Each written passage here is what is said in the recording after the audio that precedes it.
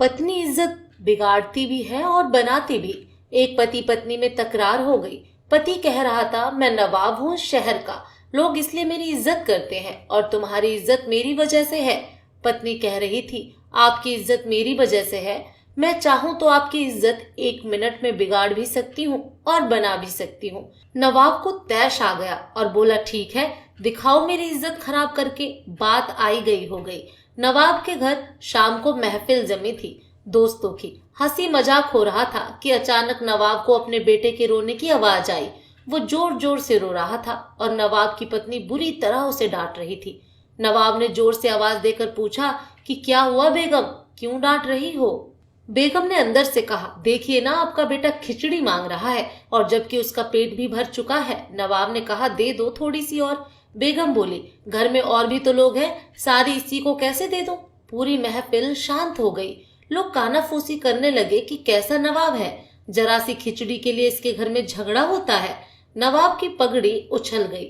सभी लोग चुपचाप उठकर चले गए। नवाब उठकर अपनी बेगम के पास आया और बोला, मैं मान गया, तुमने आज मेरी इज्जत तो उतार दी। लोग भी कैसी कैसी बातें कर रहे थे, अब तुम यही इज्जत वापस ला कर दिखाओ। बेगम बोली, इसमें कौन सी बड़ी बात है? आज जो लोग महफिल में थे उन्हें आप फिर किसी बहाने से उन्हें निमंत्रण दीजिए। नवाब ने फिर से सबको बुलाया। बैठक और मौज मस्ती के बहाने सभी मित्रगण बैठे थे। हंसी मजाक चल रहा था कि फिर वही नवाब के बेटे की रोने की आवाज आई। नवाब ने आवाज देकर पूछा, बेगम क्या हुआ, क्यों रो रहा है हमारा बेटा? बेगम ने कहा, फिर वही खिचड़ी खाने की जिद कर रहा है। लोग फिर एक दूसरे का मुंह देखने लगे कि यार, एक मामूली खिचड़ी के लिए इस नवाब के घर पर रोज झगड़ा होता है। नवाब मुस्कुराते हुए बोला, अच्छा बेगम, तुम एक काम करो, तुम खिचड़ी यहाँ लेकर आओ, हम खुद अपने हाथों से अपने बेटे को देंगे, वो मान जाएगा, और सभी मेहमानों को भी खिचड़ी खिलाओ। बेगम ने जवाब दिया, जी नवाब साहब। बेगम बैठक में खाने में आ गई। पीछे नौकर खाने का सामान सर पर रखकर आ रहे थे। हांडियां नीचे रखी और मेहमानों को भी देना शुरू किया। अपने बेटे के साथ सारे नवाब के दोस्त हैरान। जो परोसा जा रहा था वो चावल की खिचड़ी तो कतई नहीं थी, उसमें खजूर, पिस्ता, काजू, बादाम, किशमिश, गिरी इत्यादि से मिलाकर बनाया हुआ स्वादिष्ट व्यंजन था। अब लोग मन ही मन सोच रहे थे कि ये खिचड़ी है, नवाब के घर इसे खिचड़ी बोलते हैं, तो मेवा मिठाई किसे बोलते होंगे?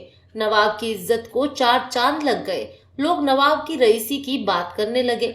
नवाब ने बेगम के सामने हाथ जोड़े और कहा, मान गया मैं कि घर की स्त्री इज्जत बना भी सकती है और बिगाड़ भी सकती है, और जिस व्यक्ति को घर में इज्जत हासिल नहीं, उसे दुनिया में कहीं इज्जत नहीं मिलती। षष्ठी में यह सिद्धांत हर जगह लागू हो जाएगा। अहंकार युक्त जीवन में स्त्री जब चाहे हमारे अहंकार की इज्जत उतार सकती है और नम्रता युक्त जीवन में इज्जत बना सकती है। दोस्तों, आपको ये छोटी सी कहानी कैसी लगी कमेंट करके जरूर बताएं।